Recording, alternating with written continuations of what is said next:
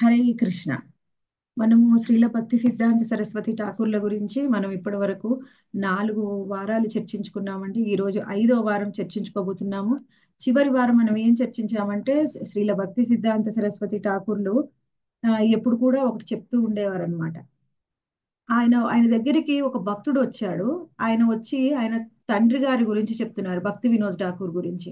నేను భక్తి వినోద్ ఠాకూర్ని కలిశాను, నేను భక్తి వినోద్ ఠాకూర్ని చూశాను, వాళ్ళ పిల్లల్ని కూడా చూశాను అని చెప్తూ ఉంటారు. అప్పుడు ఆయన ఒకటే మాట అంటారు, ఎవరైనా భక్తుల్ని కలవడము చూడడము అంటే ఏమిటి, సాధువుల్ని అంటే వాళ్ళని ఏదో ముఖత దర్శనం చేసుకోవడం అని కాదు, వాళ్ళ దగ్గర నుంచి కృష్ణ కథని వినడం. ఎప్పుడైతే మనము వాళ్ళ దగ్గర నుంచి మనము ఇన్స్ట్రక్షన్స్, ఆదేశాలు, కృష్ణ కథ వింటామో అది ఒక సాధువుని కానీ ఒక భక్తుడిని కానీ నేను కలిశాను అని చెప్పుకోవడం. పేరుకి మనము ఫేస్ ఎలా ఉంది చూసడం వలన, దాని వల్ల నేను భక్తుడిని కలిశాను అని చెప్పుకున్నా దాని వల్ల వచ్చే ఉపయోగం ఏమీ లేదు.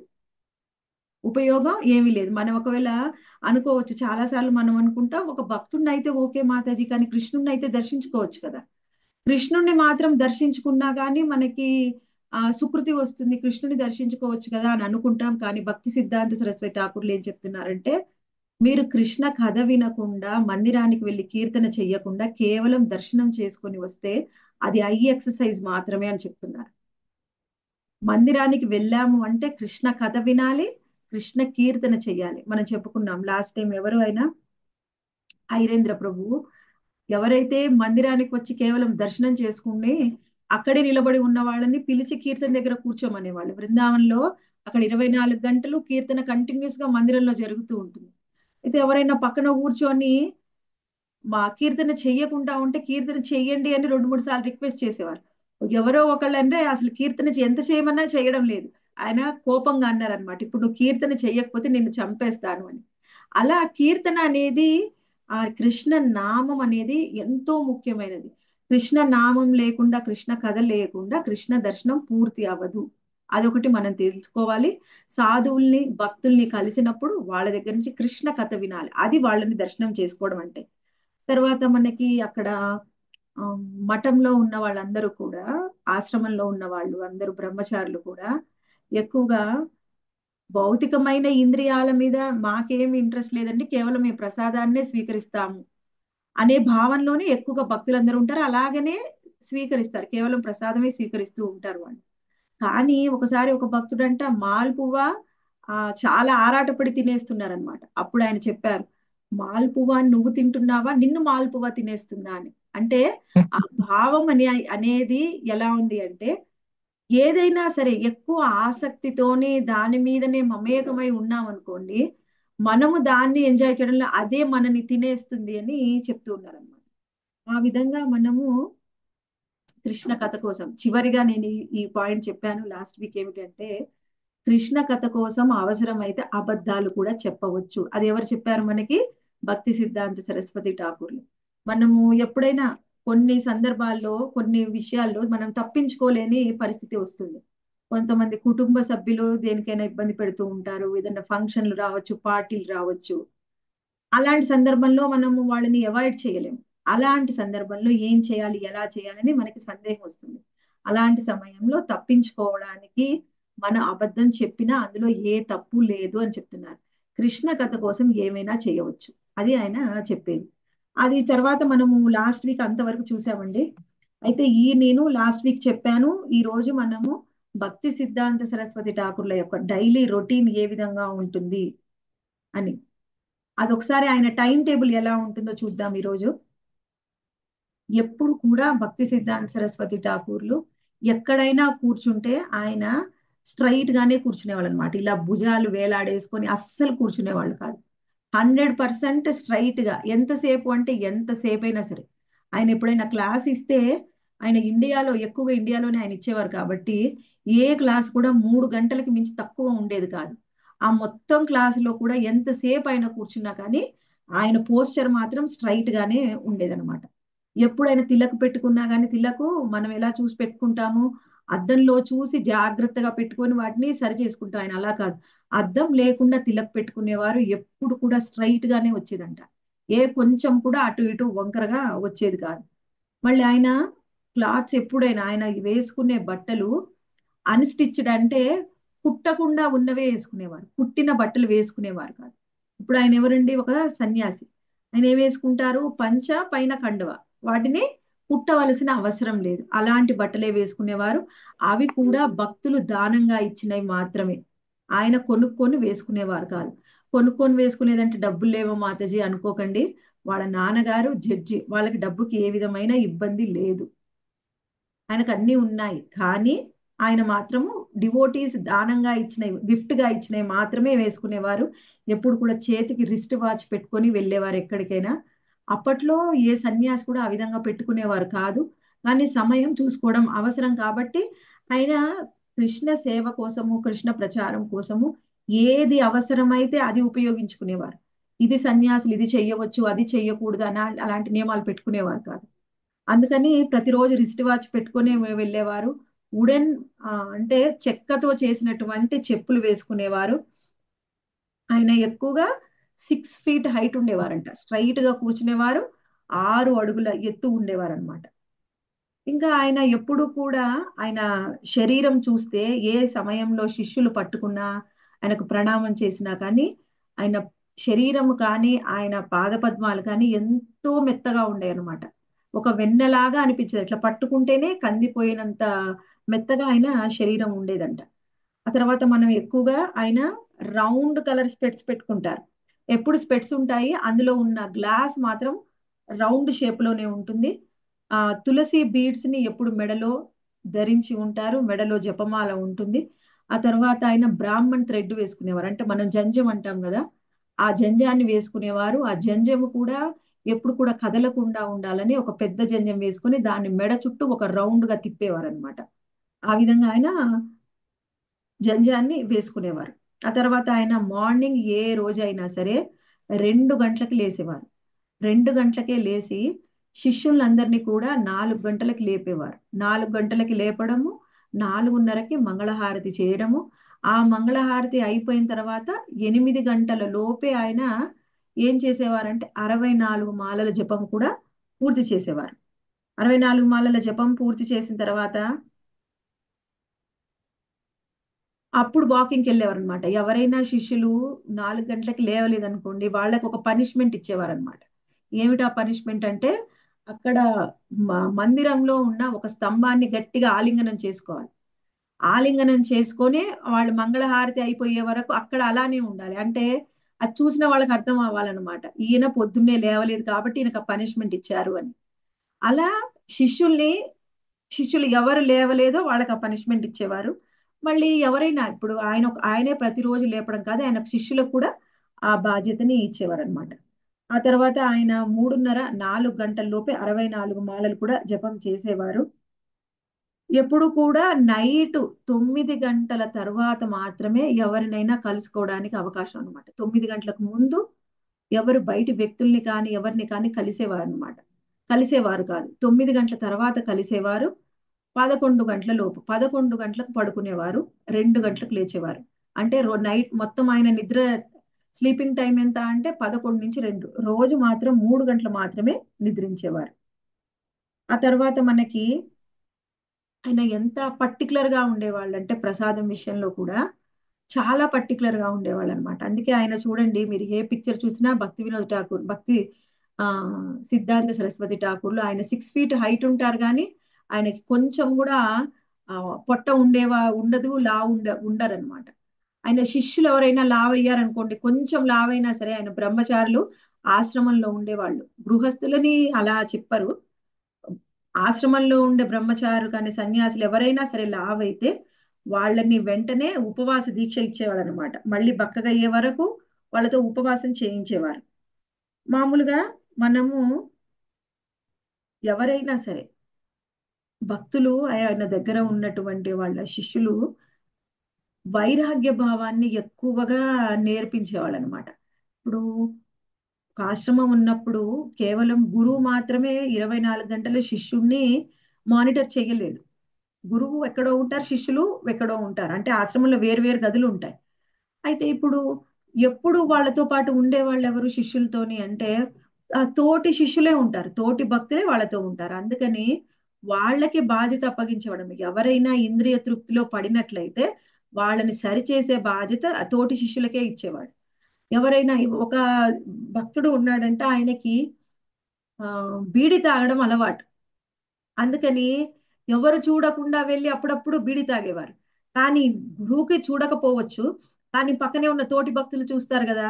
వాళ్ళు వెంటనే వెళ్ళి ఆయనకు ప్రీచ్ చేసేవాళ్ళు అనమాట. ఎలా చైతన్య మహాప్రభు మనకి ఏం చెప్పారు? వైరాగ్యం గురించి చెప్పారు.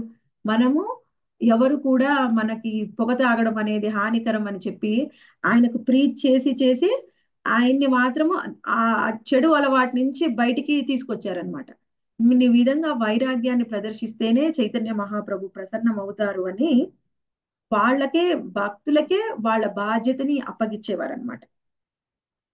ఉదయము మంగళహారతి అయిపోయిన తర్వాత జపం చేసి 8 గంటల లోపు తర్వాత మార్నింగ్ వాక్ కి వెళ్ళేవారు. మార్నింగ్ వాక్ వెళ్ళేసి రాగానే వెంటనే ప్రతిరోజు భాగవతం క్లాస్ ఉండేది. భాగవతం క్లాస్ అయిపోగానే ప్రసాదం తీసుకుని ఆ తర్వాత శిష్యులందరూ కూడా భిక్షాటనకి వెళ్ళాలి. కనీసం గంట గంటన్నర భిక్షాటనకి వెళ్ళాలన్నమాట. శిష్యులందరూ కూడా వెళ్ళాలి. అంటే ప్రసాదం తీసుకున్న తర్వాత కూడా భిక్షాటన చేయాల్సిందే. ఆ తరువాత వాళ్ళు ఇచ్చిన ఆ భిక్షలో వచ్చిందే వాళ్ళు తర్వాత తీసుకోవాలన్నమాట. ఎందుకు భిక్షాటన చేయాలండి? అంటే వాళ్ళకి ఏం లేదా? ఎందుకు భిక్షాటన చేయాలి అంటే భిక్షాటన చేయడం వలన మనం ఏం జరుగుతుంది? ముందు ఎవరైతే భిక్షాటన చేస్తున్నారో వాళ్ళ అహంకారం అనేది తగ్గుతుంది. అది మొదటిది. తరువాత ఇంకొక ముఖ్యమైన విషయం ఏమిటంటే భిక్షాటన చేయాలి అంటే ఎక్కడికి వెళ్ళాలి? గృహస్థుల ఇంటికి వెళ్ళాలి. ఒక సన్యాసి, ఒక భక్తుడు, ఒక సాధువు ఏం చేయాలి అంటే గృహస్థులకి కృప ఇవ్వాలి. నువ్వు వెళ్ళి తిలక పెట్టుకొని హరే కృష్ణ చెప్పి వాళ్ళతో మాట్లాడి వాళ్ళ దగ్గర నుంచి భిక్ష తీసుకొని అక్కడికి ఎవరైతే కొంతమంది కలుస్తారు, భక్తులు అందరూ వస్తారు, వాళ్ళకి అక్కడ కృష్ణ కథ చెప్పి అప్పుడు భిక్ష తీసుకొని రావాలి. అది నియమంగా చెప్పేవారనమాట. మనం మన ఆశ్రమంలో మనమే ఉంటే గృహస్థులకి ఎలా కృప దొరుకుతుంది? వాళ్ళని ఎలా మనము ఉద్ధరించగలము? అందుకనే ఖచ్చితంగా గృహస్థుల దగ్గరికి వెళ్ళాలి అని. అంటే వెళ్ళి భిక్ష తీసుకొని వచ్చినా కానీ ఊరుకునేవారు కాదు. కృష్ణ కథ కూడా చెప్పాలి వాళ్ళకి. కృష్ణ కథ చెప్పి కృష్ణ కథలో వాళ్ళని ఇన్వాల్వ్ చేసి ఆ తరువాత వాళ్ళ దగ్గర నుంచి భిక్ష తీసుకొని రావాలి. ఇంకా ముఖ్యంగా ఏం చెప్పారంటే ఇప్పుడు ఏదైనా ఒక ఆశ్రమం మంచిగా ఆ లాభాల్లో నడుస్తుంది, అన్ని రకాల సదుపాయాలు ఉన్నాయి అనుకోండి, వాళ్ళు ఎవరైనా సరే ఆ భిక్ష తీసుకోవడానికి ఇష్టపడతారా? పడరు. అందుకనే ఏం చెప్పేవారంటే ఏదైనా ఒక మందిరం కానీ ఒక ఆశ్రమం కానీ ఎప్పుడు కూడా అప్పుల్లో ఉండాలంట. అప్పుడు మాత్రమే ఈ మందిరాన్నైనా ఈ ఆశ్రమాన్నైనా డెవలప్ చేయాలి. మనము ఇలాంటి అప్పుల్లోంచి బయటపడాలి అనే వాళ్ళకి భావన ఉంటుంది. ఎప్పుడైతే ఆ భావన ఉంటుందో ఎక్కువగా ప్రీచ్ చేస్తారు. ప్రీచ్ ఆటోమేటిక్ గా ఎక్కువగా చేసినప్పుడు ఎక్కువగా మనము గృహస్థుల్ని కలిసినప్పుడు వాళ్ళు ఎంతో కొంత దానం అయితే చేస్తారు. దానం చేయడం కోసమే, దానం తీసుకోవడం కోసమే గృహస్థుల దగ్గరికి వెళ్ళాలంట. ఇప్పుడు వాళ్ళని మనం ఏ విధంగా ఉద్ధరించగలము? వాళ్ళకి కథ చెప్పగలము, వాళ్ళ దగ్గర దానం తీసుకోము. రెండే మార్గాలు. ఇప్పుడు వాళ్ళు ఎన్నో వాళ్ళ రోజువారీ నిత్య జీవితంలో వాళ్ళని వాళ్ళు పోషించుకోవడం కోసం గృహస్థులు ఎంతో కొంత ధనాన్ని సంపాదిస్తూ ఉంటారు. ఆ ధనం అంతా కూడా వాళ్ళు సరైన మార్గంలో సంపాదించలేకపోవచ్చు. ఏదైనా కొన్ని తప్పులు దొర్లి ఉండవచ్చు. ఇప్పుడు మన సంపాదనలో తప్పులు దొరలడం అది ఓకే. కానీ తప్పులు చేస్తూనే సంపాదించడం అది మహాపాపం. అది అలా చేయకూడదు. కానీ మనం ఎంత కరెక్ట్ గా చేసినా ఎంతో కొంత తప్పు అనేది జరుగుతుంది. అందుకని ఏం చేసేవారంటే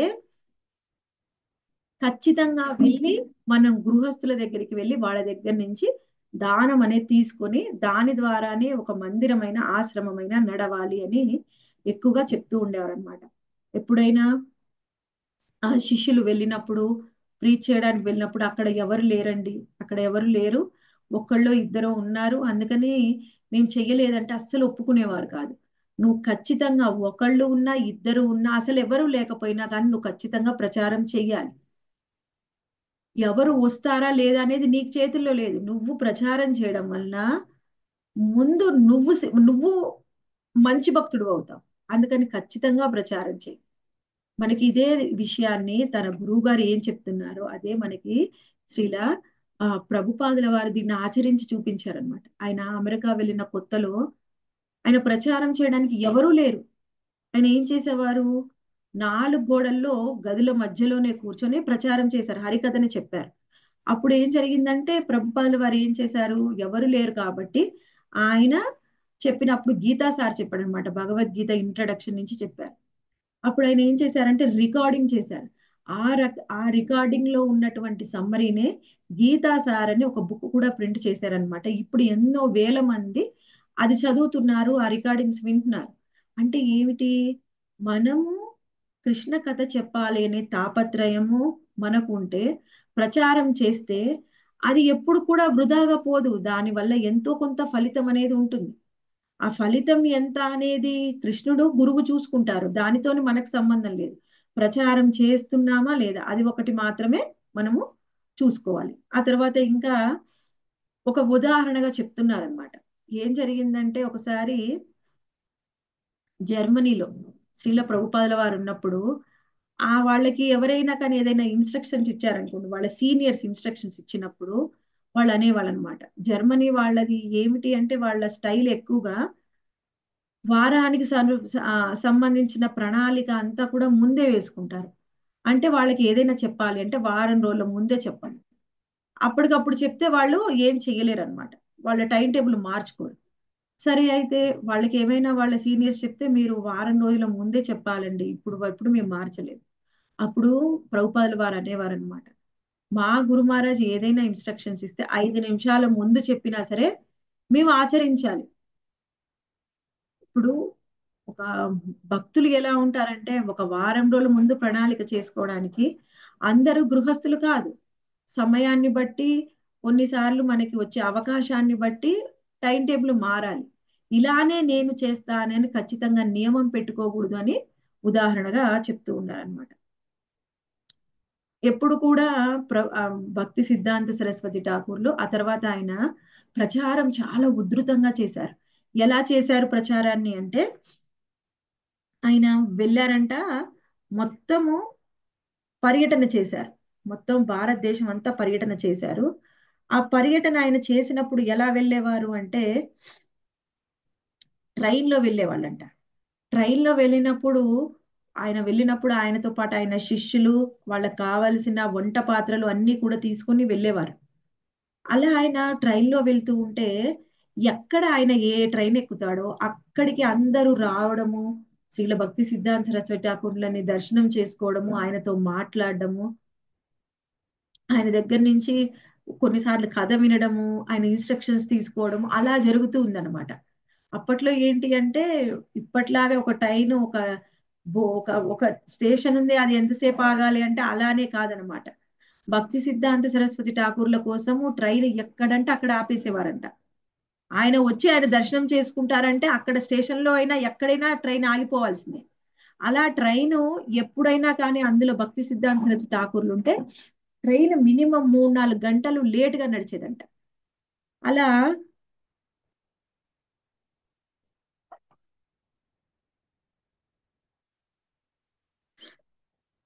కొంతమంది అలా ఏం చేసేవాళ్ళంటే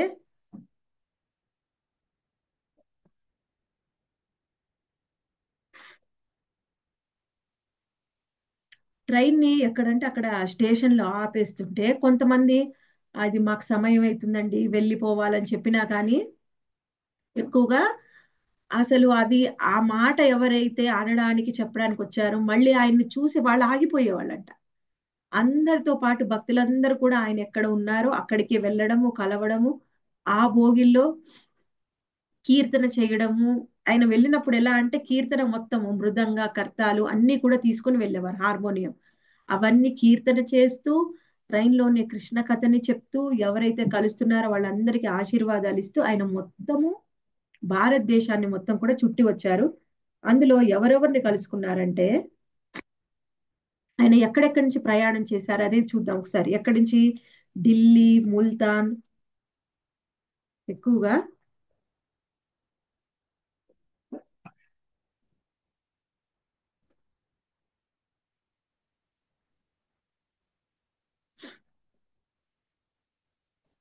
ఆ ఢిల్లీ, ముల్తాన్, రావల్పిండి, తక్షశిల, శ్రీనగర్, జమ్మూ, అమృత్సర్, నైమిషారణ్య, కురుక్షేత్ర, సంబల్, మురదాబాద్, హరిద్వార్, ఋషికేశ్, బెంగళూరు, ఉడిపి, విశాఖపట్నం, మద్రాస్, అలా ఆయన వెళ్ళని ప్రదేశం లేదంట. మొత్తం భారతదేశం అంతా కూడా చుట్టేశారు. అయితే ఈ ప్రయాణాలు ఆయన ఎంతగా ఉండేయంటే, ఆ ప్రయాణాల షెడ్యూల్ అనేది చాలా ఆ హెక్టిక్ గా ఉండేది. అంటే అసలు సమయం లేకుండా ఎడతెరిపి లేకుండా ప్రయాణాలు చేసేవారు. ఆయన కూడా ఆయనకి 100% ఫిట్ గా ఉన్నారంటే ఆయనకి హెర్నియా ప్రాబ్లం వచ్చింది. మళ్ళీ ఆయనకి ఎక్కువగా బాడీ అలసిపోవడం వల్ల బాడీ పెయిన్స్ కూడా ఎక్కువగా ఉండేయంట. అయినా కానీ ఎప్పుడు కూడా వాటిని పట్టించుకునేవారు కాదు. ప్రయాణాలు చేయడము, హరికథ చెప్పడం. ఎప్పుడైనా ఎక్కడికైనా ఊరికి ఇప్పుడు మనం ప్రయాణం చేసాము, అక్కడ ఊరికి చేరాము. ఏమంటారు ఎవరైనా ప్రయాణం చేసి అలసిపోయారు, మీరు భోజనం చేసి రెస్ట్ తీసుకోండి అని చెప్తూ ఉంటారు. కానీ ఆయన ఎప్పుడు కూడా ప్రయాణం చేసి అలసిపోయారు, రెస్ట్ తీసుకోండి అంటే, రెస్ట్ అంటే నాకు కృష్ణ కథే. నేను కృష్ణ కథ చెప్పడంలోనే రెస్ట్ తీసుకొని ఎక్కడికి పోయినా ఆయన వెంటనే మళ్ళీ కథని చెప్పడం ప్రారంభించారు. అది కూడా కాసేపు కాదండి. మినిమం 3-4 గంటలు కృష్ణ కథ ఉండేదన్నమాట. అయితే అక్కడికి ఆయన అలా వెళ్తూ ఉన్నప్పుడు ఆ ఎక్కడైతే కొత్త వాళ్ళని కలిసినప్పుడు అక్కడ ఆయన ఒక ప్రదేశానికి వెళ్ళారంట. అక్కడ ఎప్పుడు కూడా ఇంగ్లీష్ గ్రామర్ చెప్తూ ఉండేవారు. అన్ని గ్రామర్ అన్నమాట. అక్కడికి వెళ్ళి ఆయన నామ భజన్ మీద అంటే నామం మీద క్లాస్ ఇచ్చారు. వాళ్ళందరికీ ఎప్పుడు కూడా గ్రామర్ క్లాస్ విని విని గ్రామర్ ఎలా ఉంటుందండి? బోరింగ్ గా ఉంటుంది. కాసేపు వినడం ఎక్కువ. ప్రతిరోజు వినాలి అంటే వాళ్ళకి చాలా బోర్ అనిపిస్తుంది. అప్పుడు అక్కడికి వెళ్ళి ఆయన ఎంతో రసభావంతో కృష్ణ కథ చెప్పినప్పుడు అందరూ కూడా ఇంప్రెస్ అయిపోయారంట. చాలా బాగా నచ్చింది. ఆయన నామం మీద ఆ కృష్ణ కథ మీద క్లాస్ ఇచ్చారు. ఎక్కడికి? జైపూర్ వెళ్ళి కృష్ణ కథ మీద, కృష్ణ నామం మీద క్లాస్ ఇచ్చారంట. ఆ జైపూర్ రాజా, మళ్ళీ ఆ జైపూర్ రాజాతో పాటుగా అక్కడ కోర్టుకి కోర్టులో ఉండే పండితులు అంటే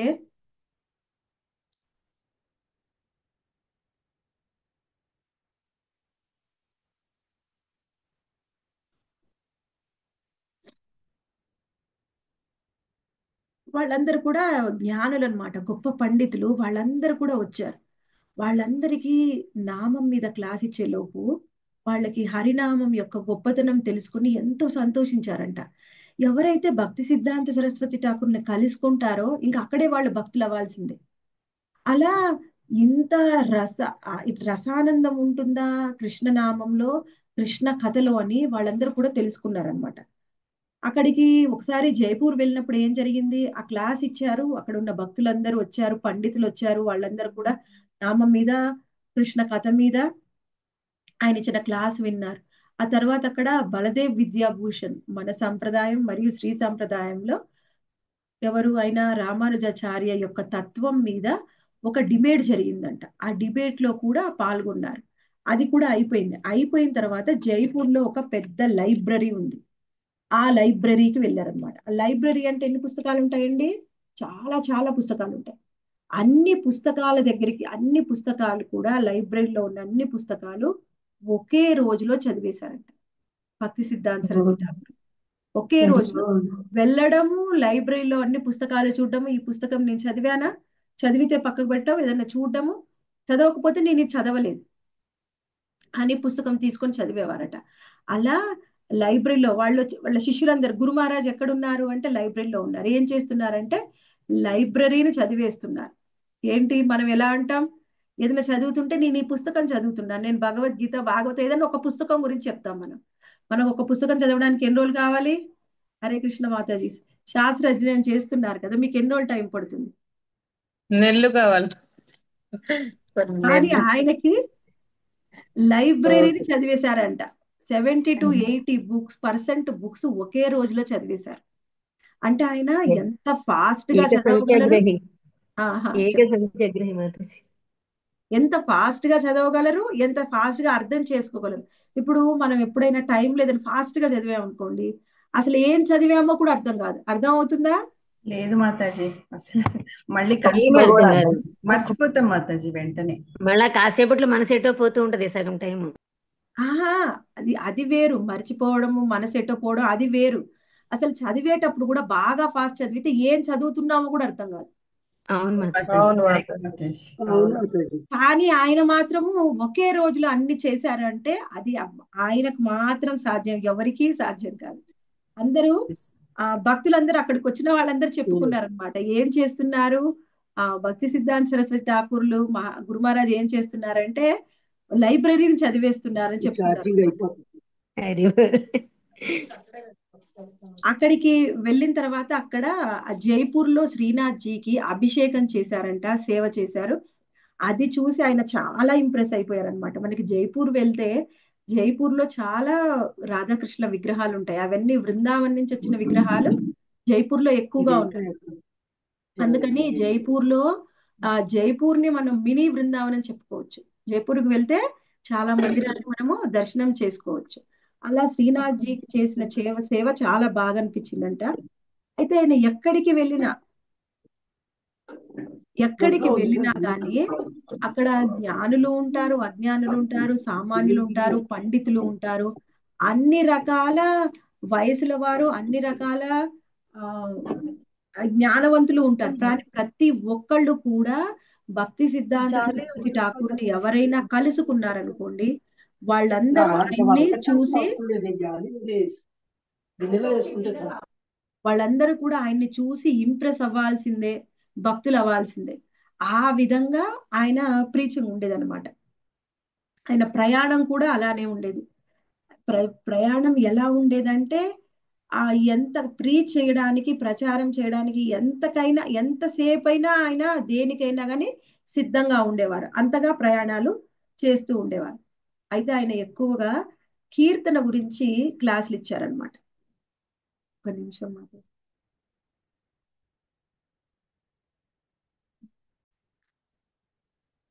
అయితే అలా ఆయన ప్రయాణం చేస్తూ ఉంటే, అలా క్లాస్ ఇస్తూ ఉంటే ఏం జరిగిందంటే ఎక్కువగా కీర్తన మేళాలు చేసేవారు అనమాట. కీర్తన అంటే ఆయనకి చాలా ఇష్టం. అయినా సరే కీర్తన చేస్తూ ఉంటే కీర్తన ఎంతో సంతోషంగా వినేవారు, కీర్తనలో పాల్గొనేవారు. కానీ ఎప్పుడు కూడా కీర్తన లీడ్ చేసేవాళ్ళు కాదనమాట. కీర్తన లీడ్ చేయడం అంటే ఒకళ్ళు చెప్తూ ఉంటారు, మిగిలిన అందరూ కూడా వాళ్ళు చెప్పింది పాడుతూ ఉంటారు. ఎందుకు చేయరు అంటే ఆయన ఉద్దేశం ఏమిటంటే నాకు కీర్తన బాగా చేయడం రాదు అని ఆయన ఉద్దేశం.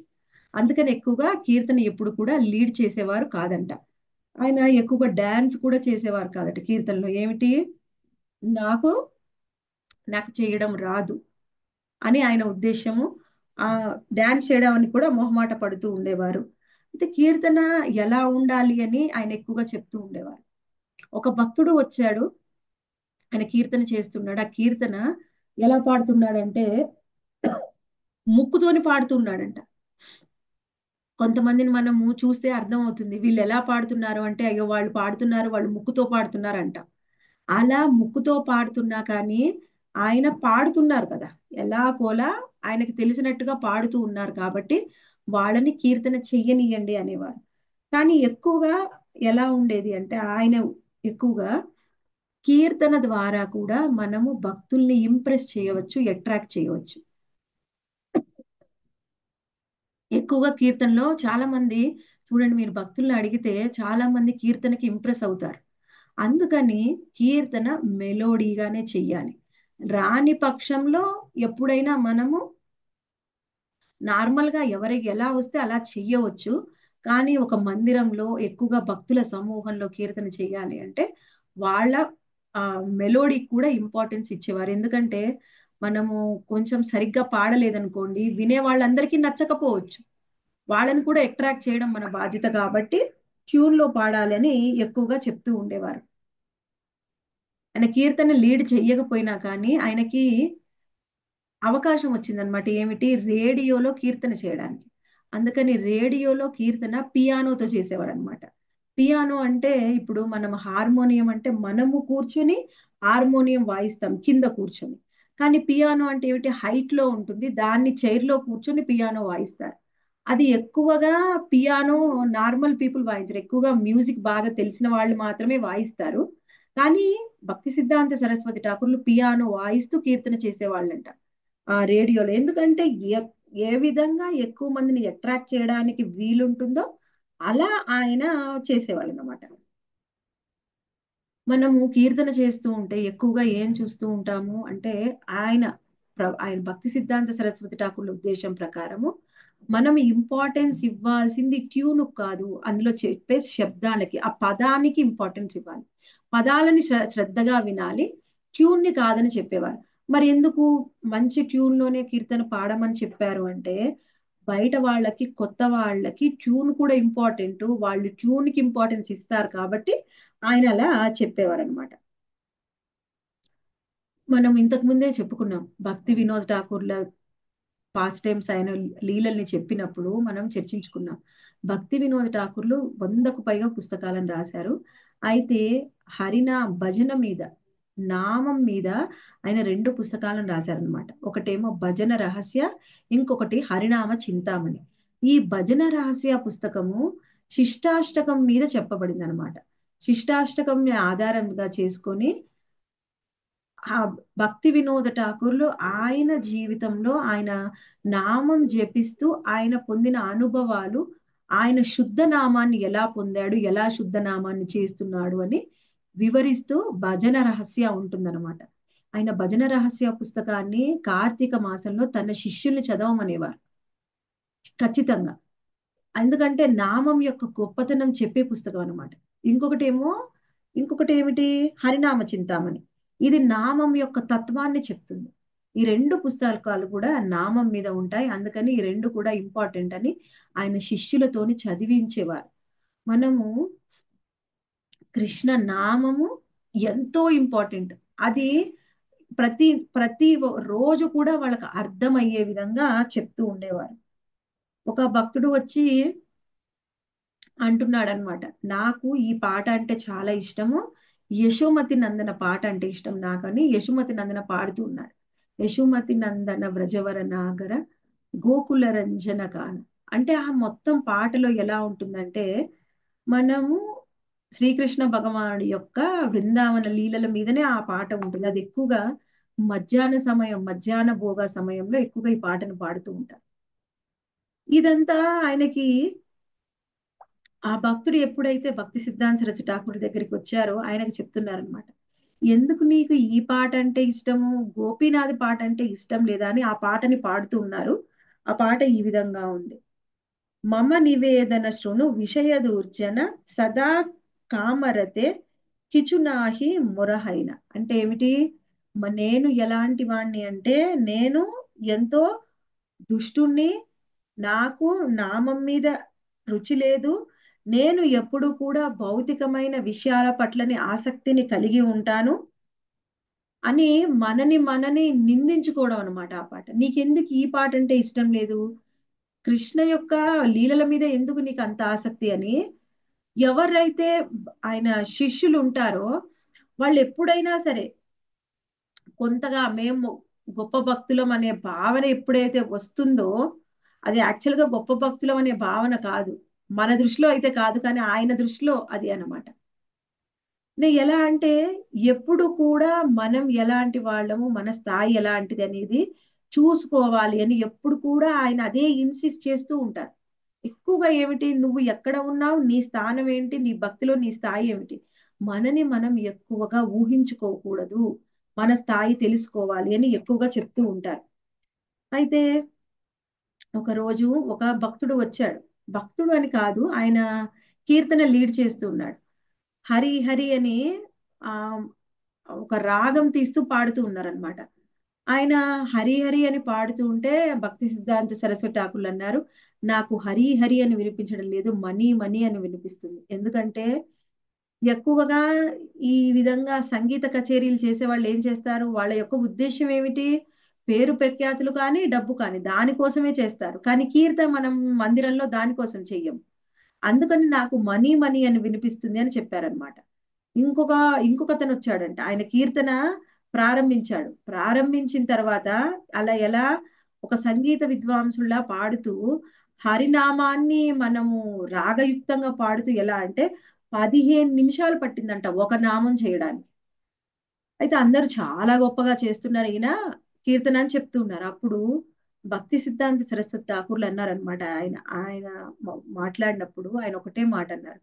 నువ్వు 15 నిమిషాల్లో ఒక నామాన్ని మాత్రమే చెప్పావు. ఆయన ఏం చెప్పారు? రాగానికి కాదు ఇంపార్టెన్స్, అందులో ఉండే పదాలకి ఇంపార్టెన్స్ ఇవ్వమన్నారు.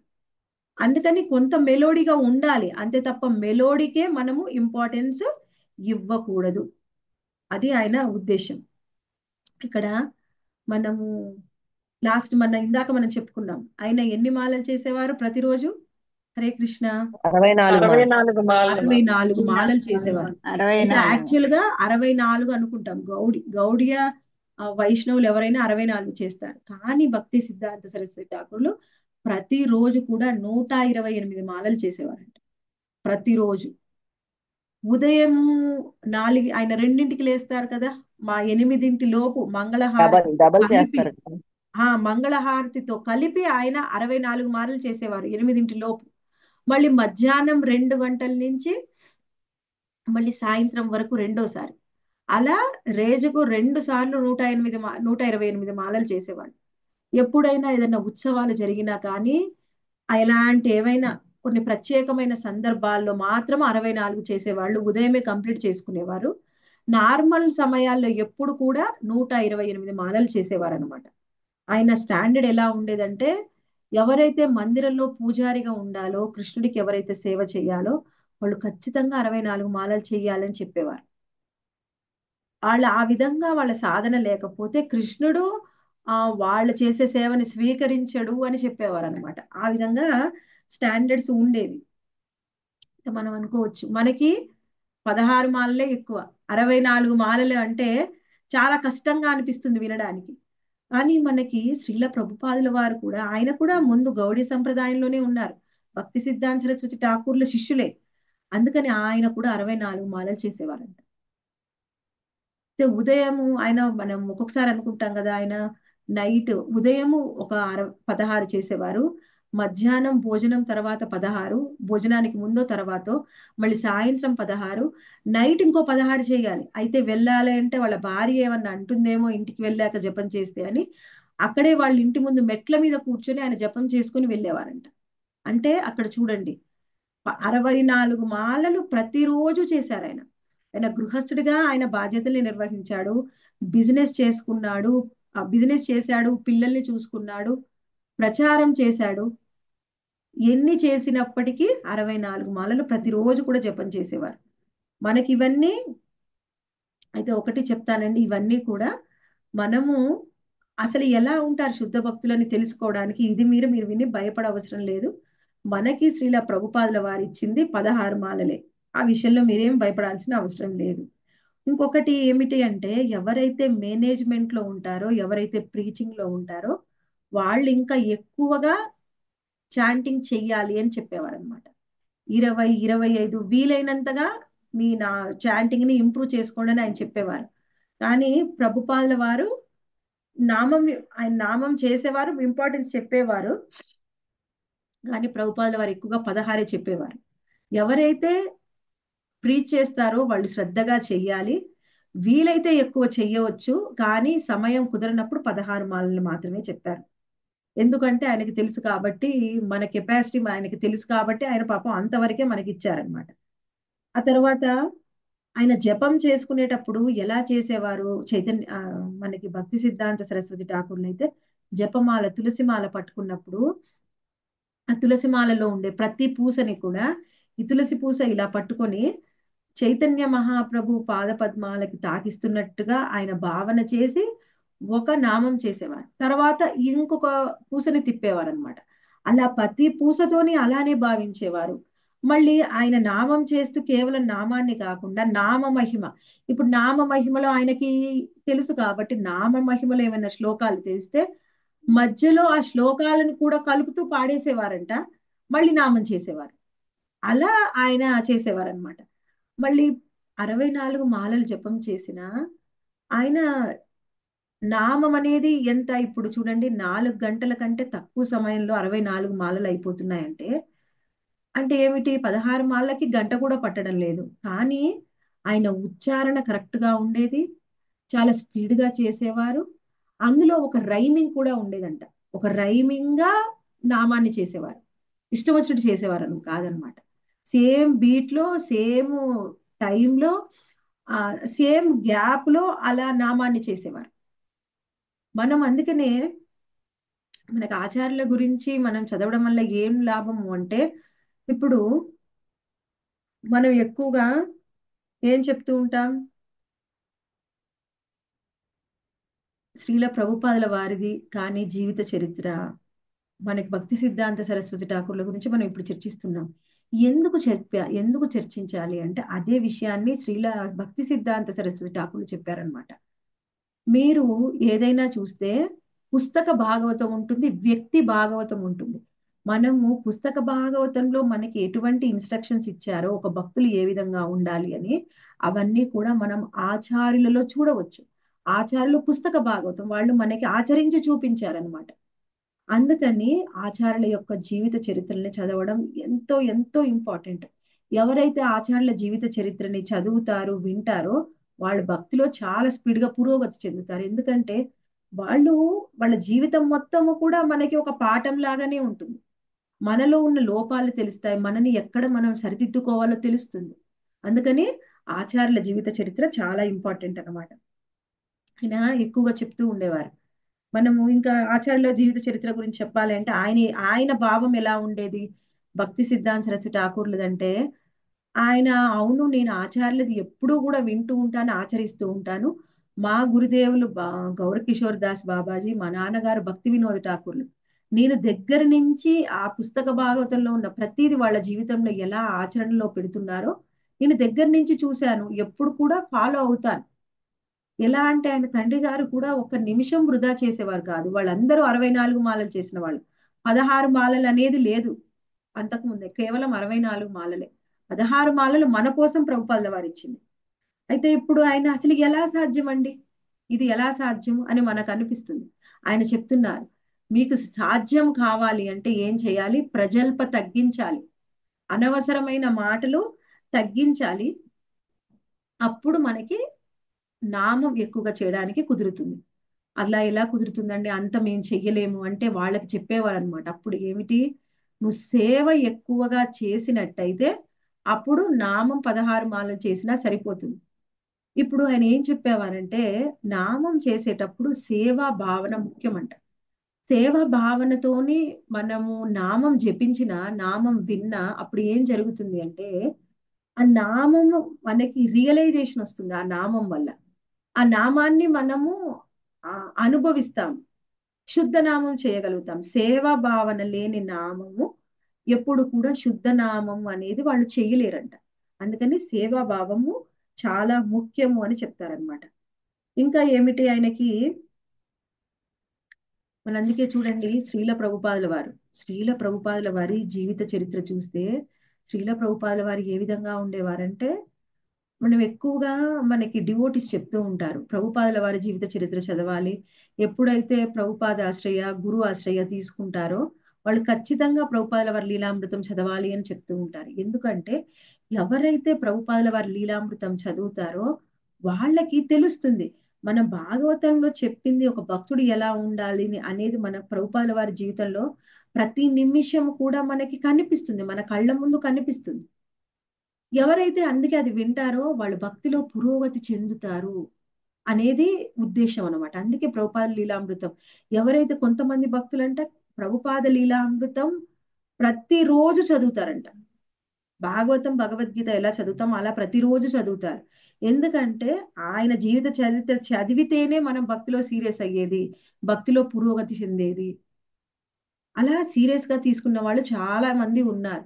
అందుకనే ఆచార్యుల జీవితం ఇప్పుడు అందుకనే ఎవరైనా ఆచార్యుల అప్పీరెన్స్ డే, డిసప్పీరెన్స్ డే వస్తే వాళ్ళ కథని చర్చిస్తాం. ఎందుకంటే వాళ్ళ జీవిత చరిత్ర నుంచి మనం నేర్చుకోవలసినవి ఎన్నో ఉన్నాయి. అందుకని వాళ్ళ గురించి మనం చర్చిస్తాం అన్నమాట. ఆయన ఎక్కువగా చెప్పేవారు, ఒకవేళ మీకు నామం ఎక్కువగా జపం చెయ్యాలి అని ఉంటే మీరు మనం ఎక్కువగా నామం చేస్తుంటే ఏం చేస్తాం? ఉదయం నామం చేస్తూ నిద్రపోతూ ఉంటాం.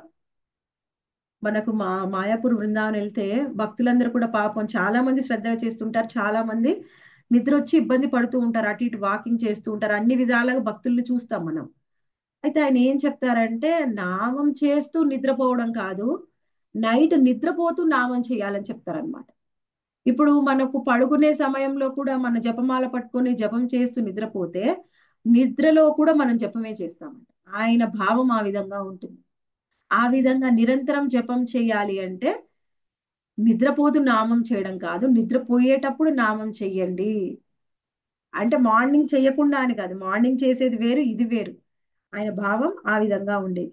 ఇంకా ఆయన ఎక్కువగా చెప్పేది ఏంటి అంటే నామం చేయడానికి ఎవరికైనా కుదరని సమయంలో మీరు నిద్రని, భోజనాన్ని, ప్రసాదాన్ని కూడా స్కిప్ చేయండి, కానీ నామాన్ని స్కిప్ చేయకూడదు ఏ రోజు అని చెప్తున్నారు. ఇంకా ఏం చెప్తున్నారు? Attentive chanting. అటెంటివ్ చాంటింగ్ అంటే ఎప్పుడు కూడా ఏకాగ్రతతో శ్రద్ధ. చెప్పండి మాతాజీ. ఏకాగ్రతతో త్రికరణ శుద్ధి. ఏకాగ్రతతోని నామాన్ని జపించడము, ఆ తర్వాత సేవా భావన ఉండాలి.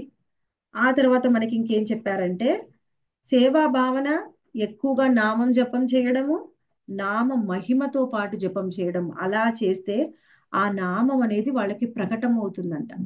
నామం ప్రకటం అవడం అంటే ఏమిటండి?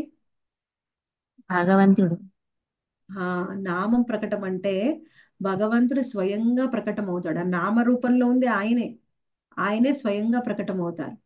అందుకని నామం యొక్క ఇన్సిస్ట్ ఎంతగా చేసేవాళ్ళంటే ఆయన, మనకి మా సీనియర్ డివోటీస్ కూడా ఎక్కువగా చెప్తూ ఉంటారు, ఎవరైనా సరే మీకు ఆధ్యాత్మికంగా ఏదైనా ఇబ్బంది వచ్చిందనుకోండి, ఏదైనా ఒక కష్టం, నేను పొద్దున్నే మంగళారతి చేయలేకపోతున్నానండి, నేను నామం చేయలేకపోతున్నాను, బుక్స్ చదవలేకపోతున్నాను, ఇంతకు ముందు లాగా నాకు సాధన లేదు, ఎంతో మంది బాగున్నారు, నా సాధన కరెక్ట్ గా లేదని ఎవరికైతే భావన ఉందో వాళ్ళు కొంచెం చాంటింగ్ ఎక్కువగా చేయండి, ఆటోమేటిక్ గా మనకున్నటువంటి ఆధ్యాత్మికమైన కోరికలన్నీ నెరవేరుతాయి. కృష్ణ నామాన్ని ఎక్కువగా జపిస్తే మనకున్న ఆధ్యాత్మిక కోరికలన్నీ కూడా నెరవేరుతాయి. ఇది మనం ఏదో పేరుకు చెప్పడం కాదండి, ఎంతో మంది ఆచార్యులు, ఎంతో మంది సీనియర్ భక్తులు అందరూ ఆచరించి చెప్పేదన్నమాట. అది చాలా గొప్పది. అయితే మనం ఎక్కువగా ఇంకా ఆయనకి శాస్త్రం పైన ఎక్కువగా నమ్మకం ఉండేది, శాస్త్రాన్ని 100% నమ్మేవారు. అందుకే చైతన్య భాగవతం క్లాస్ ఇచ్చినప్పుడు ఆయన, ఇప్పుడు ఏదైనా ఒకటి ఎగ్జాంపుల్ ఎక్స్ప్లెయిన్ చేయాలనుకోండి, మనం ఏం చేస్తాము? ఎగ్జాంపుల్ ఎక్స్ప్లెయిన్ చేయాలి అంటే భగవద్గీత క్లాస్ లోనే ఒక శ్లోకం గురించి ఎక్స్ప్లెయిన్ చేస్తూ ఇంకా వేరే శ్లోకాన్ని కూడా తీసుకొని వస్తాం. ఎందుకంటే ఇది అర్థం చేసుకోవాలి అంటే నువ్వు ఇది చదివితే నీకు ఇది అర్థం అవుతుంది, ఇది కూడా ఈ శ్లోకం అర్థం చేసుకోవచ్చు, ఈ శ్లోకంలో ఏం చెప్పాడు కృష్ణుడు, అప్పుడు నీకు ఈ శ్లోకం అర్థమవుతుంది. దాన్ని ఏమంటాము? శాస్త్ర ప్రమాణంగా. అలా ఆయన చైతన్య భాగవతం క్లాస్ ఇస్తూ ఉంటే శాస్త్ర ప్రమాణంగా ఆయన 200కు పైగా ఎగ్జాంపుల్స్ చెప్పేవారు, శాస్త్ర ప్రమాణాలు చెప్పేవారు అనమాట. అంతగా శాస్త్ర ప్రమాణాలను చెప్పేవారు. ఇదిగో నేను చెప్పింది ఇప్పుడు నేనేదో నాకు తోచింది నేను చెప్పడం లేదు, శాస్త్రంలో ఉందే నేను చెప్తున్నాను అని ప్రమాణంగా తీసుకొని 200 ఉదాహరణలు ఇచ్చేవారు అనమాట. మనం ఎక్కువ ఎన్ని చెప్పుకుంటాం మార్నింగ్ క్లాస్ లో? ఉదాహరణగా కావాలంటే 1 లేదా 2 శ్లోకాలు, ఎక్కువైతే ఇంకా టైం ఎక్కువ తీసుకుంటే ఒక 3-4 అంతే. ఆయన 200 తీసుకునేవారంట ఎగ్జాంపుల్ గా. మనకి ఏం జరుగుతుందండి అన్ని శ్లోకాలు వింటే? బుర్ర పూర్తి క్లాస్ పనిచేయదు అంతా అయిపోయి నాకు ఏమనిపిస్తుంది మాతాజీ? ఉన్నది బాగుంది. అసలు ఏది గుర్తుంది? నేను బ్రెయిన్ ఉన్నది పోవడం కాదు, ఏం చెప్పారండి ఈ రోజు క్లాస్ లో, ఏం విన్నారంటే ఏం చెప్పారంటే ప్రభుజీ చాలా బాగా చెప్పారండి, అది తప్ప ఇంకో మాట రాదు. ఏది గుర్తులేదు. ఏం బ్రెయిన్ నిండిపోయి చెప్పారంటే అన్ని చాలా బాగా మర్చిపోతుంది. చెప్పారు. అంతేనా మాతాజీ? అవును మాతాజీ. అవును Yes, అసలు మాతాజీ. చాలా బాగా చెప్పారు. ఏం చెప్పారంటే చెప్పలేము. అవును. బ్రెయిన్ అలా హీట్ అయిపోతుంది అనమాట. మాతాజీ. కానీ ఆయన అప్పుడు భక్తులు కానీ వాళ్ళందరూ సీరియస్ గా ఉండేవాళ్ళు, ఎంతో సమయాన్ని వెచ్చించేవాళ్ళు, ఆయన ఎన్ని గంటలు క్లాస్ ఇచ్చినా వినేవాళ్ళు అనమాట. కానీ ఆ చెప్పేటప్పుడు క్లాస్ ఎలా ఉండేదంటే ఆయన ఎక్కువగా హిందీ, ఇంగ్లీష్, బెంగాలీలో సంస్కృతాన్ని మిక్స్ చేస్తూ క్లాస్ చెప్పేవాళ్ళు. ఇందులో ముఖ్యంగా మనం చూస్తే భాష ఎంతో అందమైన లాంగ్వేజ్ ని వాడేవారు, ఏ భాష వాడినా ఎంతో అందమైన భాషను వాడేవారు అనమాట. ఎందుకన్నా మన భాష కూడా ఎదుటి వాళ్ళని అట్రాక్ట్ చేస్తుంది. కేర్ఫుల్ గా ఉండాలి భాష విషయంలో అని ఎక్కువగా చెప్తూ ఉంటారనమాట. తర్వాత ఆయన ఆ విధంగానే కొటేషన్స్ చెప్తూ కనీసం 3-4 గంటలు క్లాస్ ఉండేదంట. ఎప్పుడైనా ఒక్కొక్కసారి అడ్వర్టైజ్ ఇచ్చేవారు అనమాట.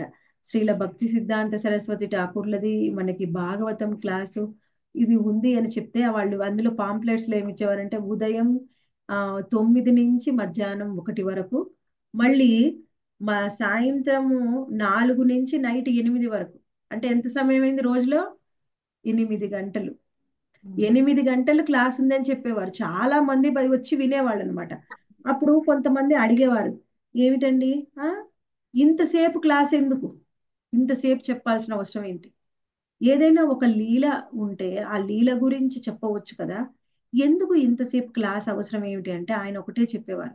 ఇప్పుడు మీరందరూ ఉన్నారు, మీ అందరిలో ఎన్నో తప్పుడు భావాలనేవి ఏదైనా ఒక తప్పుడు సిద్ధాంతం తీసుకొని అదే భక్తి అని ఫాలో అవుతున్నారు. అందుకని ముందు దాన్ని మీ మనసులోంచి తీసేయాలి. అప్పుడే కరెక్ట్ సిద్ధాంతం అనేది నేను చెప్పగలను, మీరు అర్థం చేసుకోగలరు. ఉదాహరణ ఏమిటి అంటే, నేను లాస్ట్ వీక్ కూడా చెప్పాను, ఒక 100 ఆసుపత్రులు కట్టించడం కంటే ఒక వ్యక్తిని, ఒక మనిషిని బ్యాక్ టు గాడ్ హెడ్ అంటే కృష్ణధామానికి వెళ్ళేలా ఆయనకి సహాయం చేయడం, ఆయనకి ప్రీచ్ చేయడం అనేది ఎంతో ఉన్నతమైంది. మనం ఎవరైనా నమ్ముతాం ఆ విషయాన్ని? 100 హాస్పిటల్ కట్టడం అంటే ఎంతో గ్రేట్. అవునా కాదా మాతాజీ?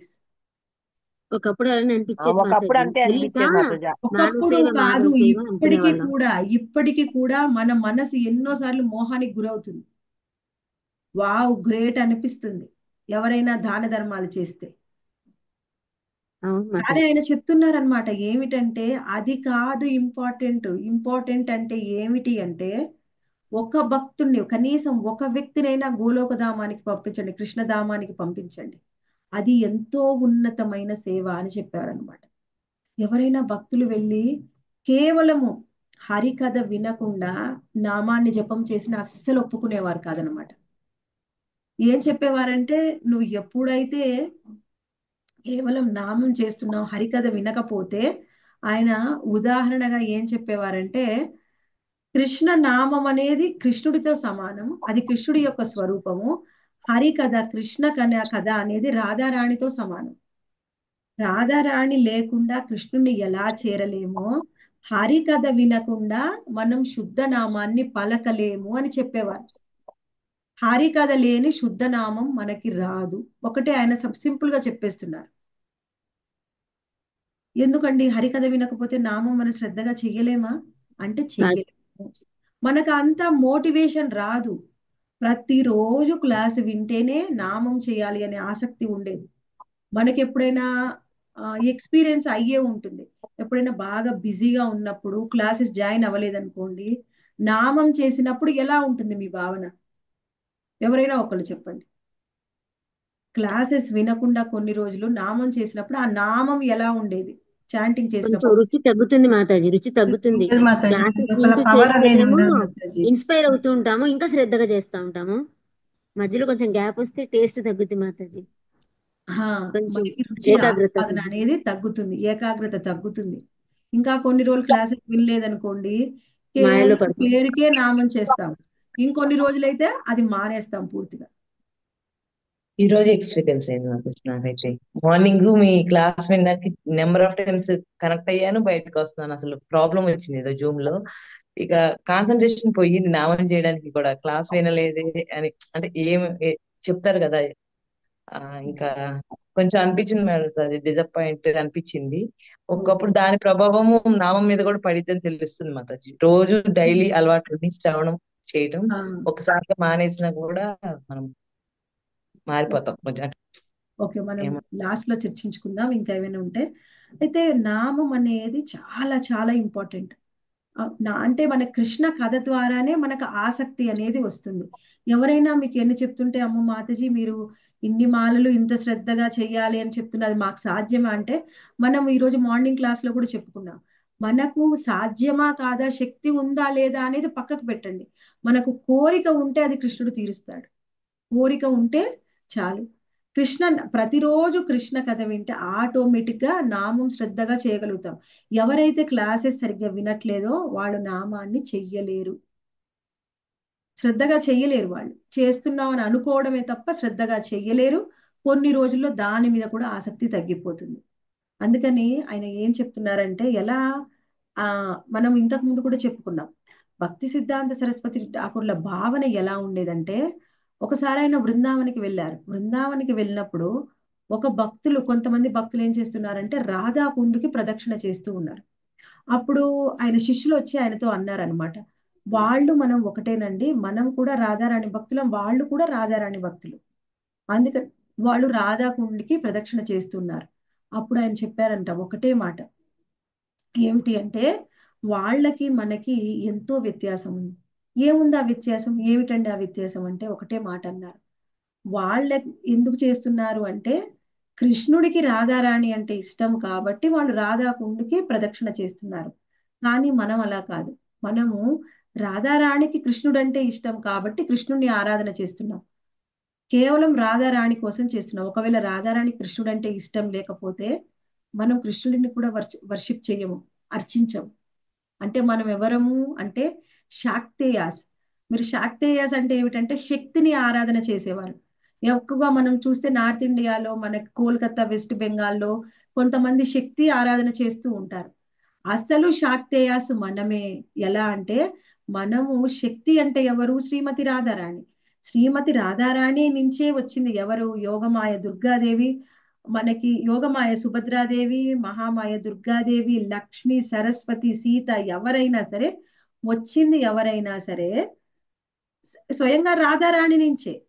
అంటే మనము శక్తిని ఆరాధన చేసేది మనమే శాక్తేయాస్ అని ఆయన చెప్పేవారు అనమాట. ఆయన ఎవరైతే రాధారాణ్ణి ఆరాధిస్తారో, ఆమెను ప్రార్థిస్తారో వాళ్ళు కృష్ణుణ్ణి సులభంగా చేరుకోవచ్చు. కానీ కృష్ణుణ్ణి ఆరాధించే వాళ్ళు కృష్ణుణ్ణి సులభంగా చేరుకుంటారో లేదో తెలియదు, చెప్పలేము. కృష్ణుణ్ణి చేరుకోవాలంటే ఏమిటి, ఆయన యొక్క భక్తుల ద్వారానే చేరుకోగలం. ఆయన యొక్క శుద్ధ భక్తురాలు ఎవరు, శ్రీమతి రాధారాణి. అందుకని రాధారాణి ద్వారానే మనము కృష్ణుణ్ణి చేరుకోగలము. అందుకని కృష్ణ కథ ఎవరు, శ్రీమతి రాధారాణి. హరినామం ఎవరు, స్వయంగా కృష్ణుడు. మనం కృష్ణ కథ వింటే హరినామాన్ని శ్రద్ధగా చేయగలం, లేకపోతే చెయ్యలేము. ఆయన ఒకటే ఖచ్చితంగా చెప్పేవారు అనమాట. ఇంకా ఎక్కువగా మనకి శ్రీల భక్తి సిద్ధాంత సరస్వతి ఠాకూర్లు ఏం చెప్పేవారంటే, ఆయన మొత్తము ఇండియా అంతా కూడా పర్యటన చేస్తూ ఎంతో కష్టపడి ప్రయాణాలు చేస్తూ ఉన్నారు. ప్రయాణాలు చేస్తూ ఉన్నప్పుడు ఆయన ఒక్కొక్కసారి ఆయన అస్సాం వెళ్ళారనమాట. అస్సాం వెళ్తే ఆయన చాలా అలసిపోయి ఉన్నారు. ఇంక ఈయనకు శక్తి లేదు, ఈరోజు వద్దు క్లాస్ అని ఎంత చెప్పినా కానీ ఆయన నాకు కృష్ణ కథని ప్రచారం చేస్తేనే నాకు సంతోషం అని కృష్ణ కథ క్లాస్ ప్రారంభించారు. ఎంత అంటే 1, 2, 3 గంటలు, 4 గంటలు క్లాస్ ఇచ్చారంట. ఆయన తర్వాత అన్నారు, ఎందుకండి మీరు రెస్ట్ తీసుకోకుండా ఇంతసేపు తీసుకున్నారంటే, ఇందులోనే నాకు రెస్ట్ ఉంది, ఇందులోనే నాకు రెస్ట్ ఉంది. ఎప్పుడైతే నాకు శుభదినం ఏమిటి అంటే కృష్ణ కథని చెప్పిన రోజు శుభదినము. కృష్ణ కథ ఎప్పుడైతే ఆ రోజు నేను చెప్పనో, ఎప్పుడైతే నేను విననో, అదే నాకు అశుభ దినము అని. అలా చూస్తే మనకి మన చుట్టుపక్కల మొత్తం చుట్టుపక్కల ప్రపంచం మొత్తంలో కూడా చూస్తే 99.99% పీపుల్ అందరికీ రోజు అశుభ దినాలే. ప్రతిరోజు కృష్ణ కథని వినేవాళ్ళు, చెప్పేవాళ్ళు ఎంతమంది ఉన్నారు, ఒక 1%, 0.01% ఉంటారేమో ప్రతిరోజు వినేవాళ్ళు, చెప్పేవాళ్ళు. అది అశుభ దినము. మనకేంటి అశుభ దినం అంటే, ఏదో ఒకటి మనకి చెడు జరిగితే, ఏదైనా యాక్సిడెంట్ అయితే అశుభ దినం అనుకుంటాం, ఎలాంటి ఏదైనా చెడు జరిగితే. కానీ ఆయన అశుభ దినం అది కాదు, కృష్ణ కథ లేని రోజు అశుభ దినం అని చెప్పారు. ఆయన ఆ లెవెల్లో ఆయన భావన ఉండేది. అలానే ప్రచారం కూడా చేసేవారు అనమాట. ఇక మనము ఎప్పుడు కూడా ఆ భావన అనేది, ఆయన మనసు ఆ భావన అనేది అదే మూడ్లో ఉండేదన్నమాట. అందుకని అదే భావనతోనే ఆయన ప్రచారం కూడా చేసేవారు. మనం ఎక్కువగా ప్రచారం చేసేటప్పుడు మన భావన, మన మూడు ఏముంటుందో అది వినే వాళ్ళకి, ప్రచారం చేసే వాళ్ళకి అదే క్యారీ అవుతుంది. అందుకని మన భావన కరెక్ట్ గా ఉండడం అనేది చాలా ఇంపార్టెంట్ అనమాట. భావన కరెక్ట్ గా లేకుండా మళ్ళీ కృష్ణ కథని మనం శ్రద్ధగా వినాలి, నామాన్ని శ్రద్ధగా చెయ్యాలి, వీలైనంత ఎక్కువగా నామాన్ని చెయ్యాలి. అప్పుడు మాత్రమే వాళ్ళు ప్రీచ్ చెయ్యగలరు, ప్రచారం చెయ్యగలరు. శ్రీకృష్ణ భగవాన్ చెప్పారు ఏమిటి భగవద్గీతలో, ఎవరైతే నా భక్తిని నా కథని ప్రచారం చేస్తారో వాళ్ళు నాకు అందరికంటే ఎంతో ఎంతో ఎంతో ప్రియమైన వాళ్ళు, వాళ్లకు మించి ప్రియమైన వారు లేరు, అంతకు మించి ఉత్తమమైన సేవ లేదు అని చెప్తారనమాట. ఆ విధంగా కృష్ణ కథని వినడమైనా చదవడమైనా చెప్పడమైనా ఎంతో ముఖ్యమైన సేవలు. ఇప్పుడు అది లేకుండా, జ్ఞానం లేకుండా మనకి జ్ఞాన శూన్యంగా చేసే నామంలో అయినా ఆరాధనలో అయినా కొన్నిసార్లు కొన్ని రోజులు పోయిన తర్వాత ఏమవుతుంది అంటే అది ఒక మెటీరియల్ గా అయిపోతుంది అనమాట, అభ్యాసం లాగా. అంటే శరీరంతో చేస్తాం, అందులో ఏ భావన ఉండదు. మనం ఎన్నోసార్లు ఉదయం లేస్తాము, ఎంత ఆరోగ్యం బాగున్నా బాగాలేకపోయినా పనులు చేస్తూ ఉంటాం. ఎలా చేసామంటే రోజు చేసే పనే కదా, అలవాటు కదా, అందుకే ఓపిక ఉన్నా లేకపోయినా అలా నేను చేసేసాను అని చెప్తూ ఉంటాం. అలానే కృష్ణ సేవ, కృష్ణనామం కూడా అలానే అయిపోతుంది మనకి. భావం ఉండదు. భావం లేని సేవ కన్నా, భావం లేని నామము కన్నా భావంతోని చేయడం ముఖ్యం. ఎక్కడి నుంచి వస్తుంది ఆ భావం, ఆ ప్రేమ? ఆ ప్రేమ భావం ఎక్కడి నుంచి వస్తుంది? సేవా భావం అంటే కృష్ణ కథ వింటే ఆయన భక్తుల గురించి, కృష్ణుడి యొక్క మనకు ఆయన యొక్క మనం ఐశ్వర్యాల గురించి విన్నప్పుడు మనకు ఆ భావం కలుగుతుంది. కాబట్టి కృష్ణ కథ ఎంతో ఇంపార్టెంట్ చెప్తున్నారు. ఓకే, నెక్స్ట్ వీక్ మనము ఇంకా భక్తి సిద్ధాంత సరస్వతి ఠాకూర్ల జీవితంలో ఇంకా ఏం జరిగింది, ఇంకా ఏ విధంగా ఆయన ప్రచారం చేశారు, ఆయన యొక్క భావాలు ఏ విధంగా ఉన్నాయని నెక్స్ట్ వీక్ మనం ఇంకా తెలుసుకుందాం డివోటీస్. హరే కృష్ణ. మనం భగవద్గీత భాగవతం వింటే ఏమవుతుంది, అందులో ఎంతైనా తత్వాన్ని నేర్చుకుంటాం. కానీ ఎంత తత్వాన్ని నేర్చుకున్నా అది ఆచరణలో పెట్టేటప్పుడు ఎలా ఆచరించాలి అనేది మనకి ఎన్నో సందేహాలు ఉంటాయి. కానీ ఆచరణ చేసిన వాళ్ళని చూస్తే ఆ ఫిలాసఫీ అనేది మనకు వాళ్ళ ఆచరణలోనే కనిపిస్తుంది. అవును మాతాజీ, చాలా తేడా వస్తుంది మాతాజీ. సులభంగా మనము దాన్ని ఆచరించవచ్చు. వీళ్ళ అందరికీ కూడా మాతాజీ ప్రభుపాదుల వారిది స్టార్ట్ చేసి విన్నప్పటి నుంచి భక్తి వినోద్ ఠాగూర్ గారిది, మళ్ళీ రఘునాథ్ దాస్ గోస్వామి గారి గురించి వీళ్ళ గురించి చెబుతుంటే ఇట్లా ఆచరించారా, ఇలా చేయాలా, మనం వాళ్ళు చేస్తున్నప్పుడు మనం ఎలా చేయాలి అనేది ఒక భావన మాత్రం ఖచ్చితంగా వస్తుంది మాతాజీ. వాళ్ళంతా అంత స్థాయిలో చేశారు, మనం కొంతైనా ఇందులో కొంతైనా చేయాలి కదా అని మాత్రం ఖచ్చితంగా ఇన్స్పైర్ అవుతాం మాతాజీ.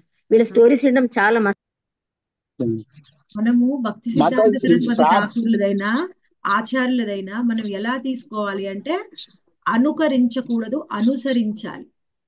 అనుకరించడం అంటే ఏంటి, నేను 3 గంటలు నిద్రపోతాను, 64 మాలలు చేస్తాను, ఇంకా మనం చెప్పాను నేను రోజు భిక్షాటన చేస్తాను, నైట్ 9 తర్వాత అందరిని కలుస్తాను, అది మనకు సాధ్యమా? ఎవరైనా మనం 9 తర్వాత కలవడానికి వస్తారా?